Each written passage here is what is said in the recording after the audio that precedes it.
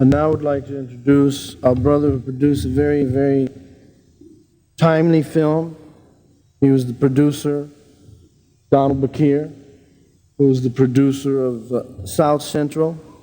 And I've had the pleasure to do some speaking engagements with him on colleges.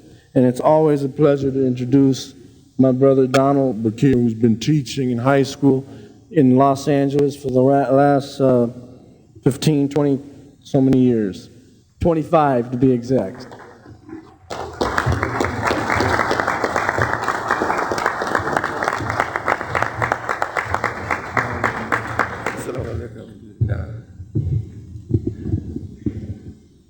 أعوذ بالله من الشيطان الرجيم Bismillah'ir Rahiim Alhamdulillahi Rabbil Alameen Assalamu alaikum. It is a great pleasure and an honor to be before this many Muslims from so many different countries and cultures and to address you about something so dear to me, a problem that I've been struggling with for the last 18 years. As a school teacher in South Central and a father of 9, I've realized early the seriousness of the problem of violence in South Central LA. And I've realized also that a certain group of people, mostly males, were being drawn into a cycle of violence that would define not only their lives, but their progeny's lives. From now on, that a new class was being created in America for the first time, that the American dream of upward mobility was being killed for a certain group of people. And as a Muslim, when I realized that 18 years ago, and I reflected on my religion, I realized that that was a great wrong in society, and that it was my duty as a Muslim to stop that wrong with my hand, if I could, and if not with my hand, at least raise my voice to it. To set their will against it. Because, I mean, these young brothers have expressed somewhat the situation. But let me give you some idea about what's been happening in South Central for the last 15, 16 years. There has been a murder epidemic among youth, Black and Latino youth, that has reached the point of 1,000 murders a year. 1,000 murders a year. So we talk about literally 10,000 or more deaths in the decade. I predicted in 1979, when I ran for the school board in Los Angeles, that if we did not do something to impact upon this problem, the 80s would be known as the decade of gang murder, which it was. These youth had amassed so much hatred because they were a special group. They were what I call oops babies. They were babies who were raised no hands on, babies who were not given a religious ethic. No 10 Commandments, no Quran, no catechism. These were babies who were raised, oops, I should have taken my pill. Oops, if I hadn't waited a month too long, I could have an abortion. These babies who were thrown out into society became victimized by society. Now, they are fodder for the prison systems. They are the most despised human beings on planet Earth. Thousands of them have been killed, but everyone feels that it's justified.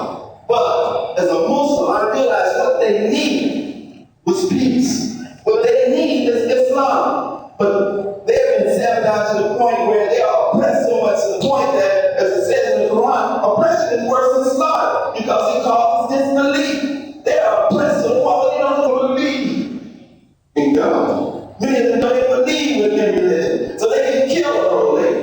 They can set fire to a house with a young 13-year-old girl in it because they don't have natural inclinations because nobody reached out to them. So I reached out to them.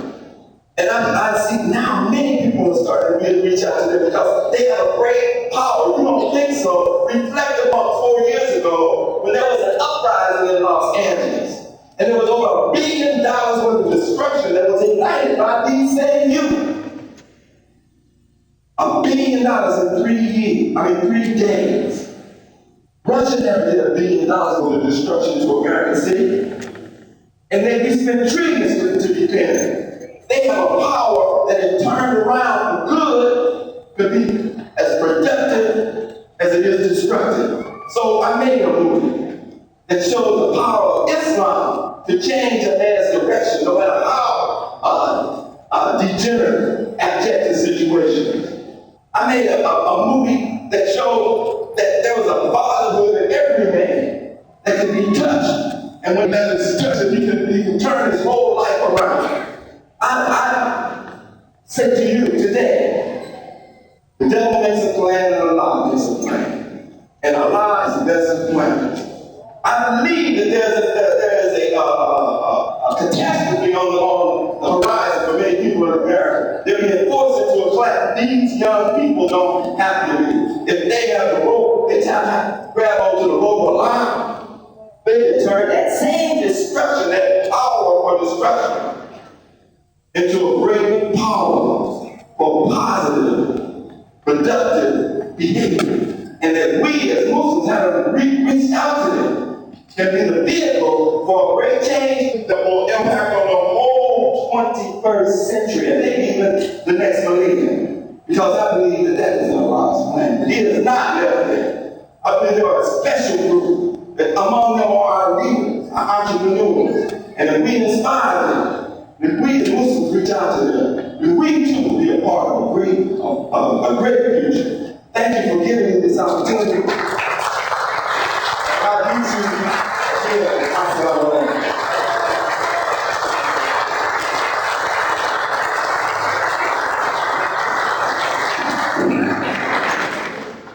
Thank our brother John, and especially him, thanks for all the years that he's been in the community, spending his life trying to change the lives of young people.